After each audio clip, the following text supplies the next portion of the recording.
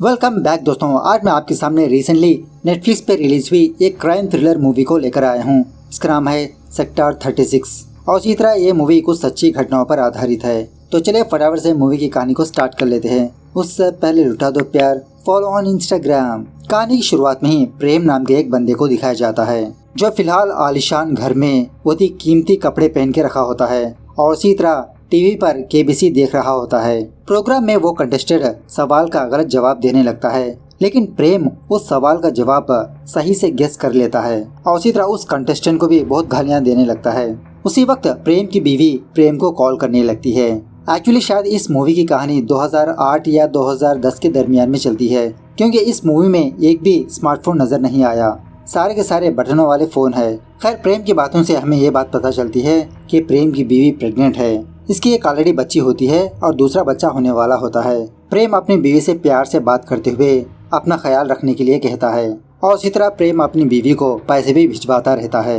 इस तरह से बात करते हुए बैक साइड से ऊपर वाले कमरे में आता है। तभी हमको ये बात पता चलती है कि ये प्रेम तो इस घर का नौकर है। इस घर के ओनर का नाम होता है बस्सी और बस्सी अक्सर अपने काम की वजह से बाहर ही रहता है। सो प्रेम उस सारे घर की केयरिंग करते हुए ऐशो आराम की जिंदगी गुजारता रहता है। फोन काटने के बाद प्रेम रेडियो ऑन करके गोश्त काटने वाले चाकू लेकर बाथरूम में जाने लगता है, क्योंकि बाथरूम में एक लड़की मरी पड़ी होती है।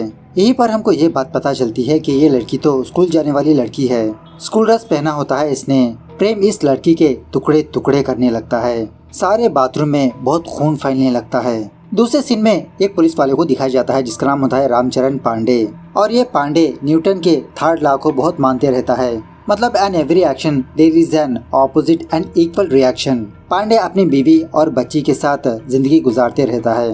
पांडे न्यूटन के थर्ड लॉ के बारे में बताते हुए कहने लगता है कि इस धरती पर हर जगह पर न्यूटन का थर्ड लॉ मौजूद है। फॉर एग्जाम्पल, हमने खाना खाया, हमारी भूख मिटी, हमने अपनों को प्यार किया, हमें सेटिस्फाई मिला। और उसी तरह पांडे इस सिस्टम को भी थर्ड लॉ से कंपेयर करने लगता है। मतलब मुझे सिस्टम के हिसाब से चलना होगा, तभी अपोजिट रिएक्शन भी अच्छा होगा। पांडे कोई सिंसियर ऑफिसर नहीं होता, रिश्वतखोर होता है और उसी तरह सिस्टम के खिलाफ ना जाने वाला बंदा होता है। इसके नजरिए में सिस्टम मतलब इसके जो हायर ऑफिसर्स बोलते हैं वही करना, रिश्वत लेना। सिस्टम में हर कोई ऐसा करता है, इसके खिलाफ नहीं जाना चाहता। खैर, जब पांडे अपने पुलिस स्टेशन पर आता है तो मंडल नाम का एक बंदा पांडे के पास आकर अपनी बेटी की मिसिंग कंप्लेंट लिखवाने लगता है। पांडे इसको समझाने लगता है कि एक्शन है तो रिएक्शन है, आप में लापरवाही बरती इसलिए आपकी बेटी मिसिंग हो गई। मंडल कहने लगता है कि सर, आज मेरी बेटी का बर्थडे है, आज ही वो गायब हो गई। वो पढ़ाई में भी बहुत ही अच्छी है। मैंने उससे वादा किया था कि इस जन्मदिन के दिन मैं उसको टीवी दिलवाऊंगा, बड़ी वाली टीवी। इस तरह से रोते हुए अपनी दुख भरी दास्तां सुनाते रहता है। पांडे इस बंदे की बातों को इतना सीरियसली नहीं लेता। कहने लगता है कि राजीव कैंप में काफी सारे बच्चे गायब हो चुके हैं, क्या कोई बच्चा या बच्ची मिली? और वैसे भी आपकी बच्ची 15 साल की है, आ जाएगी, किसी फ्रेंड के पास गई होगी। फाइनली पांडे इस बंदे को कुछ पैसे देकर जाते आते पुलिस स्टेशन के बोर्ड पर इसकी बेटी का पोस्टर चिपकाने के लिए कहता है। जब यह बंदा उस बोर्ड के पास जाता है तो इस बोर्ड के पास काफी सारे मिसिंग फोटोज लगे होते हैं। तो यह बंदा उसी बोर्ड पर अपनी बेटी की फोटो भी चिपका देता है। पांडे इसकी एफआईआर भी दर्ज नहीं करता। दूसरे सीन में एक स्लम एरिया को दिखाया जाता है। जब वहाँ के बच्चे क्रिकेट खेल रहे होते हैं तो बॉल एक नाले में जाकर गिरता है। जब अली नाम का एक बच्चा उस बॉल को लाने के लिए जाता है तो वहाँ पर इसको एक हाथ नजर आता है। उसके बाद क्या था, पुलिस वालों को इन्फॉर्म करने पर पुलिस वाले यहाँ पर आते हैं। दो कांस्टेबल्स इस हाथ को देखकर यही बहस करने लगते हैं कि ये तो बंदर का हाथ है, नहीं नहीं, ये तो लंगूर का हाथ है। पांडे अच्छी तरह से जानता होता है कि ये तो एक इंसान का हाथ है। अब यहाँ पर एक और बात यह है कि ये बस्ती वाले जहाँ पर रहते हैं उसे राजीव कैंप कहा जाता है और अदर साइड सेक्टर 36 होता है। मतलब वहाँ पर रिच पीपुल्स रहते हैं और राजीव कैंप में जो लोग रहते हैं वो सारे लोग माइग्रेशंस होते हैं। पांडे वहाँ के सारे लोगों को समझाकर बात को दबा देता है और उसी तरह उस बच्चे अली के हाथ में 100 रुपए की नोट थमाकर उसे अप्रिशिएट करने लगता है। उसी नाली के पास एक बहुत बड़ा बंगलो होता है। पांडे कांस्टेबल से पूछने लगता है कि यह घर किसका है। कांस्टेबल्स कहने लगते हैं, अरे सर, ये तो बहुत बड़े बिजनेसमैन बस्सी का है। अब उसी घर से प्रेम ये सारा तमाशा देख रहा होता है। समझ जाता है कि पुलिस को इंसान का हाथ मिलने के बावजूद भी इस केस को यहीं पर दबा दिया। खैर, उसी रात अली के पापा वापस अपने काम से अपने घर पर आता है, लेकिन अंडे लाना भूल जाता है। इसके फादर किसी घर में सिक्योरिटी गार्ड की तरह काम करते रहता है अली से कहने लगता है कि बेटा जाकर अंडे ला जाओ। वो बच्चा अली अपने घर से बाहर जाने के बाद प्रेम इसको चॉकलेट देने के बहाने से इस अली को किडनैप कर लेता है। उसके बाद इसको अपने घर पर लाकर इसके हाथ बांध देता है। अली कहने लगता है कि अंकल मुझे जाने दो, वरना मेरे पापा गन से तुमको मार देंगे, मेरे पापा के पास गन है। प्रेम कहने लगता है अरे यार तुमने तो मुझे डरा ही दिया, प्लीज तुम्हारे बाप से कहो कि मुझे मत मारो। हर वैसे भी जो तुम सोच रहे हो ना ऐसा नहीं होता, ये सब कुछ मूवीज में होता है। मैं तुम्हारे साथ थोड़ी देर खेलूंगा, उसके बाद मैं सुला दूंगा। यहाँ पर खिलाने का मतलब है मोलेस्ट करना। अली से कहने लगता है कि कुछ दिन तेरे माँ बाप तुझे ढूंढेंगे, पुलिस के पास जाएंगे, लेकिन तू कहीं पर भी नजर नहीं आएगा। उसके बाद तेरे फैमिली वाले भूल जाएंगे, बाद में एक और अली पैदा होगा। ऐसा कहते हुए अली के हाथ खोलने लगता है, लेकिन जब अली भागने वाला होता है तभी प्रेम अली को दीवार से धक्का देने लगता है। उसी वक्त बेचारे अली की मौत हो जाती है। उसके बाद सीन थोड़ा फ्लैशबैक में जाने लगता है चंबा 1983, जहाँ पर एक बच्चे को दिखाया जाता है। ये बच्चा और कोई नहीं प्रेम ही होता है। प्रेम का मामा प्रेम को एक कमरे में बंद करके इसके साथ मोलेस्ट करते रहता है। और उसी तरह प्रेम के मामा की एक कसाई की दुकान होती है। अपना काम खत्म करके अपने दुकान का शटर बंद करके दोबारा प्रेम के साथ गंदी हरकतें करने की कोशिश करने लगता है। लेकिन तभी प्रेम अपने मामा की हरकतों से तंग आकर इस पर वार करके इसके टुकड़े टुकड़े कर देता है। प्रेम के बचपन में जो हुआ वो उसकी जिंदगी में बहुत बड़ा असर पड़ता है, इसलिए ये भी बच्चों को किडनैप करके उनके साथ मोलेस्ट करते रहता है। खैर प्रेजेंट डे पर छोटे लाल नाम का एक बंदा प्रेम के पास आता है और प्रेम इस छोटे लाल को उस बच्चे का एक ऑर्गन देने लगता है। अभी थोड़ी देर पहले मारा था। ये छोटे लाल किसी हॉस्पिटल में कंपाउंडर की तरह काम करते रहता है। प्रेम और लाल के बीच केबीसी की बातें होने लगती है। प्रेम कहने लगता है कि कैसे कैसे होतियों को लेते हैं प्रोग्राम में, अगर मुझे एक बार ले लिया ना तो 50 लाख ऐसे ही जीत कर आ जाऊंगा। लाल पूछने लगता है कि इतने पैसों का क्या करोगे तुम। प्रेम कहने लगता है वही सारे अमीर लोग करते हैं, अच्छा घर, मेरी बेटी के लिए अच्छा स्कूल। प्रेम अपने घर में वापस आने के बाद बाथरूम को अच्छी तरह से साफ करने लगता है। कुछ बॉडी पार्ट्स को नाली में डाल देता है और कुछ घर के पास ही दफना देता है, गड़ा देता है। उसके बाद सीन हरियाणा में शिफ्ट होता है, जहाँ पर बस्सी को दिखाया जाता है। और ये बस्सी इतना बूढ़ा होने के बावजूद भी अपनी पोती के साथ ही गलत हरकतें करने की कोशिश करने लगता है। मतलब उस बच्ची के कपड़े चेंज करने लगता है, लेकिन वो बच्ची यही कहने लगती है कि मुझे मम्मा चाहिए। उसी वक्त बस्सी की बीवी यहाँ पर आती है तो बस्सी बहाना बनाने लगता है कि देखो ये कपड़े ही नहीं चेंज कर रही। एक्चुअली आज बस्सी के पोती का बर्थडे होता है, वही सेलिब्रेट करने के लिए ये यहाँ पर आता है। उसके बाद बस्सी किसी से फोन में बात करते हुए कहने लगता है कि मैं कल दिल्ली वापस आ रहा हूँ और हाँ चुमकी को बोल देना मेरे पास आ जाए। दूसरे सीन में चुमकी को दिखाया जाता है और रिसेंटली चुमकी ने अपना एक फोटोशूट किया होता है। वो सारे फोटोज अपने पापा को दिखाने लगती है। अब इसी दरमियान में दशहरा होने की वजह से चुमकी और उसकी फैमिली दशहरा पर जाते हैं आरती देखने के लिए। उसके बाद एक और सीन भी दिखाया जाता है। प्रेम काफी सारे बच्चों को किडनैप कर रहा होता है। उन बच्चों को मार के उनके साथ मोलेस्ट करके उनके ऑर्गन्स को बेचते रहता है।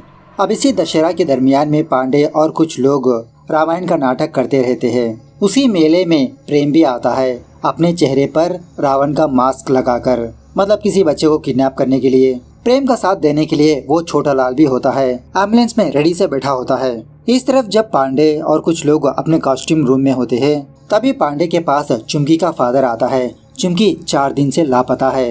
ये पहले पुलिस स्टेशन पर गया था लेकिन नो रिस्पॉन्स। पांडे दोबारा इससे यही कहने लगता है अरे यार तुम देख रहे हो ना आजकल क्या चल रहा है, कल थाने आ जाना। वो बंदा गुस्से में आकर कहने लगता है कि एक दिन अगर आपकी बेटी भी गुम गई तो तब आपको पता चलेगा। पांडे को बहुत गुस्सा आकर इस बंदे को बहुत डांटने लगता है कि मेरी बेटी को बीच में क्यों लाया, कांड किया तुमने, पैदा की तुमने, बीच में मेरी बेटी कहाँ से आई, और वैसे भी क्या तुम मुझे मेरा काम सिखाओगे, क्या तुम मुझे मेरी सैलरी देते हो। इस तरह से इसके साथ बहुत ही रूडली बिहेव करने लगता है। अब इसी गुस्से की हालत में पांडे आगे का नाटक नहीं करता। पांडे अपनी बीवी के पास आकर समझाने लगता है क्या पुलिस वालों की कोई पर्सनल लाइफ नहीं होती। इसी बातों ही बातों में अपनी बेटी के बारे में पूछने लगता है। इसकी बीवी कहने लगती है कि वो वॉशरूम गई है। दूसरी जगह पर प्रेम पांडे की बेटी को ही उठवा लेता है, अपने साथ ले जाते रहता है। इस तरह पांडे को अपनी बेटी की फिक्र लगी रहती है कि इतनी देर होने के बावजूद भी इसकी बेटी वापस नहीं आई। जब अपनी नजरें इधर उधर करता है तो इसको इसकी बेटी नजर आती है जो प्रेम के कंधों पर होती है। उसके बाद क्या था, पांडे चीखते चिल्लाते हुए प्रेम के पास आने लगता है तो प्रेम उसकी बेटी को वहीं पर छोड़कर वहाँ से भागने लगता है। At the same time Chhotelal अपनी गाड़ी को रेडी रखता है लेकिन पांडे को देखकर वो चुप हो जाता है उसी वक्त पांडे अपनी बेटी को उसी एम्बुलेंस में हॉस्पिटल भिजवा देता है। बाद में पांडे प्रेम का पीछा करने लगता है, लेकिन फाइनली प्रेम को पकड़ नहीं पाता। प्रेम वहाँ से भाग निकलता है। उसी दीवार के पास पांडे ये देखता है कि काफी सारे बच्चों के पोस्टर्स लगे हैं, मिसिंग बच्चे। इस तरफ प्रेम वापस अपने घर पर आकर अपनी बीवी को कॉल करते हुए कुछ सीडीज भिजवाने लगता है। कहने लगता है कि कुछ सामान भेज रहा हूँ, घर में सेफली रख देना, और उसी तरह कुछ पैसे भी। इस तरफ पांडे हॉस्पिटल पर आता है अपनी बेटी को देखने के लिए। इसकी बेटी तो सही सलामती होती है। पांडे की बीवी पांडे को बहुत डांटने लगती है, क्या उस हरामजादे को पकड़ा तुमने? मुझे उसका हार्ट चाहिए। खुद की बच्ची संभाली नहीं जाती और उनके बच्चे कैसे संभालोगे? बाप है ना, उसे पकड़ के लाओ मेरे सामने। तब जाके पांडे को दूसरों का दुख समझ में आता है। उसी वक्त चुमकी के पापा के पास आकर कहने लगता है कि कल थाने आ जाना, एफआईआर लिखेंगे। खैर, दूसरे सीन में एक रईस फैमिली को दिखाया जाता है। उस घर का बच्चा अपने स्कूल जाने के लिए जब स्कूल बस के पास जाने ही वाला होता है तो तभी दो बंदे बाइक पर आकर इस बच्चे को किडनैप कर लेते हैं, उसकी माँ के आंखों के सामने ही। अब ये किडनैपिंग का केस बहुत ही सेंसेशनल बन जाता है। हर एक टीवी न्यूज चैनल्स में यही न्यूज चलती रहती है। इस तरफ चुमकी का फादर पांडे के पास आकर एफआईआर फाइल करने लगता है। इस बंदे का ये कहना होता है कि चुमकी एक रिक्शे में बैठकर अपने मालिक के घर पर गई। वो रिक्शे वाला चुमकी को हर रोज पिक एंड ड्रॉप करते रहता है। फिक्स होता है वो बंदा। स्टेटमेंट लेने के बाद पांडे बस्सी के घर पर आता है। प्रेम घर का दरवाजा ओपन करता है। एक्चुअली वो चुमकी बस्सी के घर में ही काम किया करती थी। उसी के बारे में पूछने के लिए बस्सी के घर पर आता है। पांडे जब बस्सी से चुमकी के बारे में बताने ही वाला होता है, उसी वक्त बस्सी टीवी का वॉल्यूम बढ़ाने लगता है। मतलब टीवी पर उस बच्चे की किडनैपिंग का न्यूज चलते रहता है।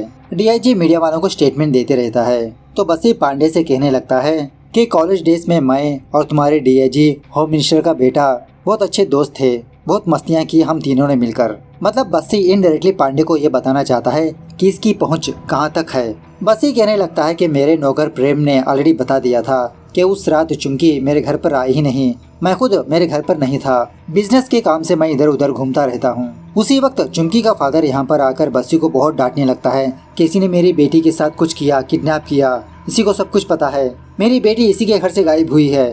तभी बस्सी के बातों से पांडे को ये बात पता चलती है कि वो चुमकी एक प्रोस्टिट्यूट है, इसका दलाल है इसका फादर खुद। हर महीने बस्सी चुमकी के फादर को 30,000 रुपए देता है। यह सुनने के बाद पांडे चुमकी के फादर को डांटने लगता है कि तुमने ये बात मुझसे क्यों छुपाई, और वैसे भी कैसे बाप हो तुम, अपनी बेटी के साथ धंधा करवाते हो। मैं उस लड़की के बारे में पता करके रहूंगा, पहली फुर्सत में तुम यहाँ से निकलो, दोबारा नजर मत आना मुझे। उसके बाद बस्सी पांडे के सुपीरियर को कॉल करके फोन इसके हाथ में थमा देता है। पांडे का सुपीरियर पांडे को डांट डपट कर वहाँ से वापस आने के लिए कहता है।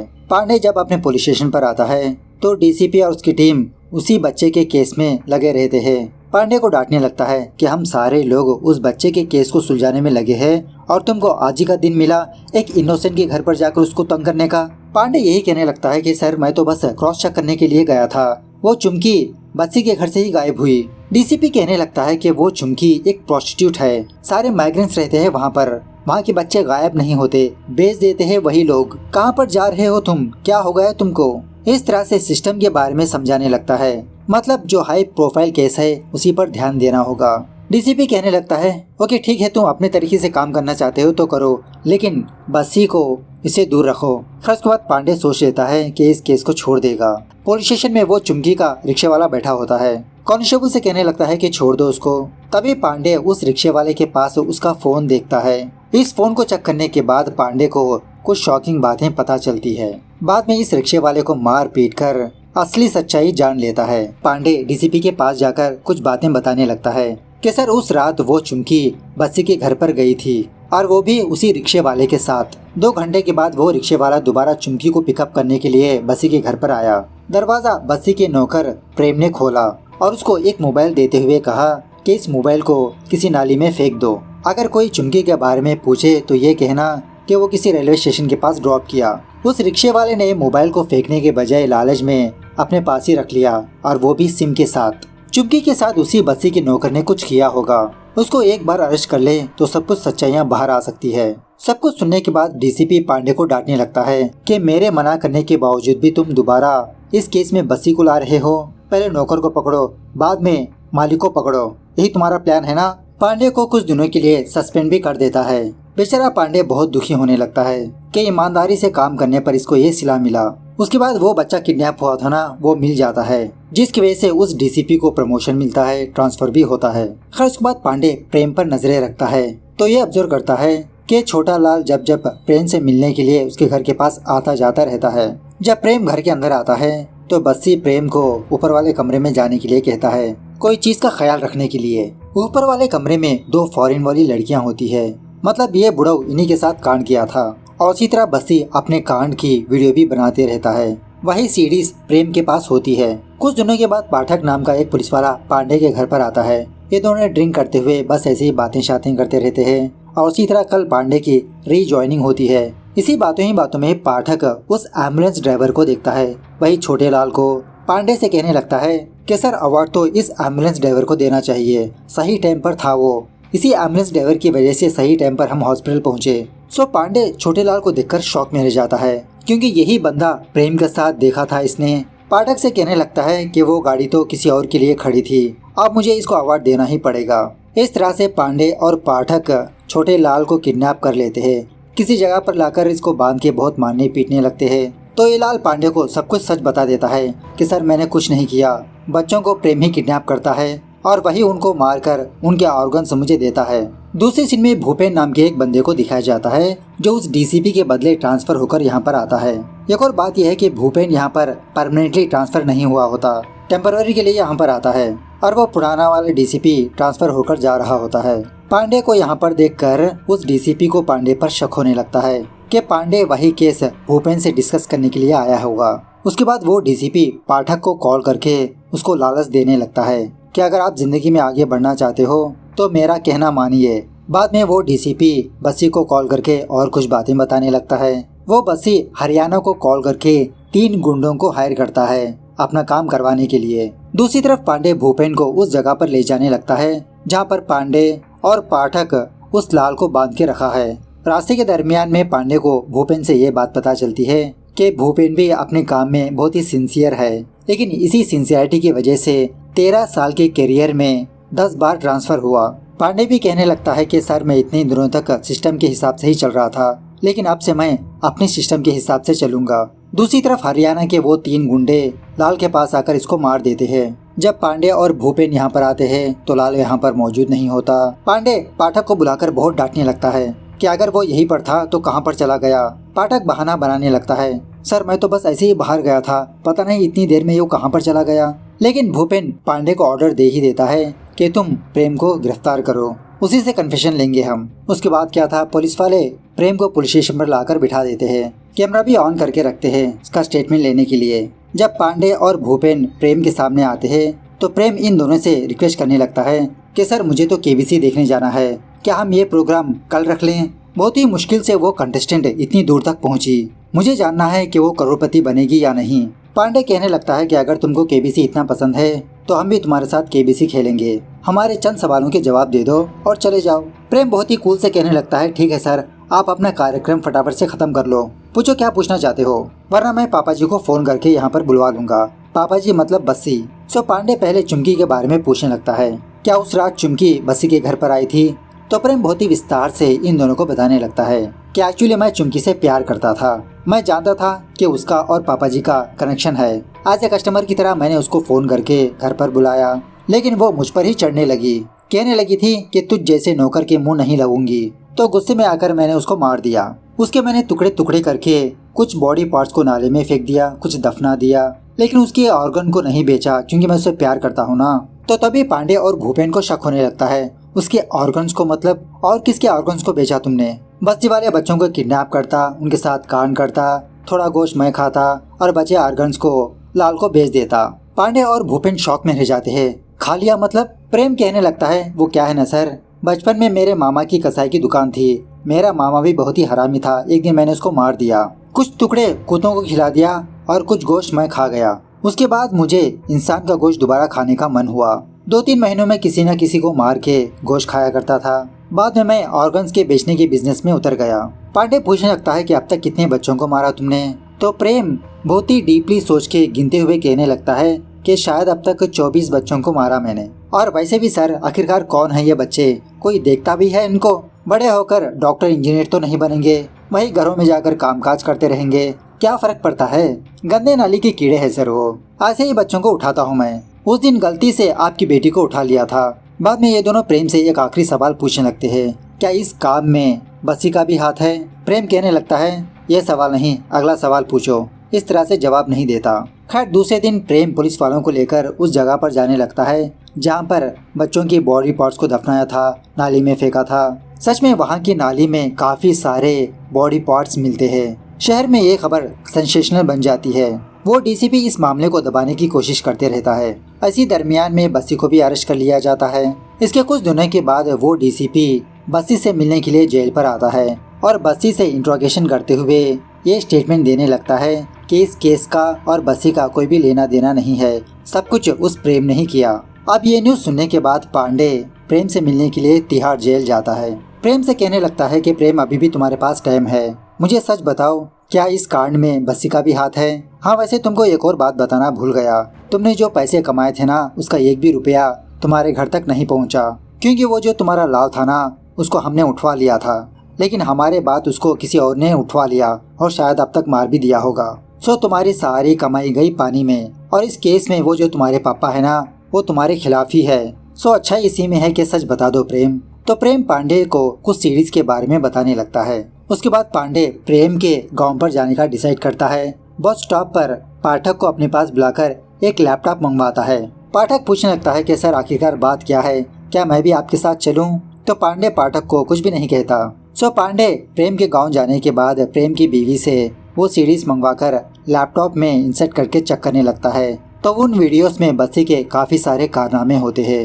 ये वीडियोस देखने के बाद पांडे के तो होश ही उड़ जाते हैं। उसके बाद पांडे वापस अपने शहर पर आने लगता है, लेकिन इसको गाड़ी नहीं मिलती। सड़क के पास इंतजार करते रहता है। तभी उसी रास्ते से एक गाड़ी गुजरने पर वो लोग पांडे को लिफ्ट देने लगते हैं।